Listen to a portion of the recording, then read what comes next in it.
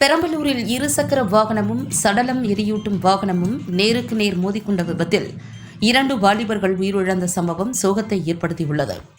பெரம்பலூர் அரியலூர் சாலையில் செயல்பட்டு வரும் JCB இயந்திர பழுதுபார்க்கும் பட்டறையில் கடலூர் மாவட்டம் பெண்ணாடம் பகுதியைச் சேர்ந்த திருச்செல்வம் என்பவரும் திருச்சி திருவெரும்பூரைச் சேர்ந்த கருப்புசாமி என்பவரும் வேலை செய்து வருகின்றனர். இந்நிலையில் இவர்கள் இருவரும் இருசக்கர வாகனத்தில் நேற்று இரவு பெரம்பலூர் கடைவீதி பகுதிக்கு சென்றுவிட்டு மீண்டும் பட்டறைக்கு வந்துள்ளனர். இவர்கள் வந்த வாகனம் பெரம்பலூர் 4 ரோடு அருகே அரியலூர் தேசிய நெடுஞ்சாலையில் வந்து கொண்டிருந்த போது எதிரே வாகனத்திலேயே வைத்து சடலத்தை எரியூட்டும் வாகனம் வந்துள்ளது.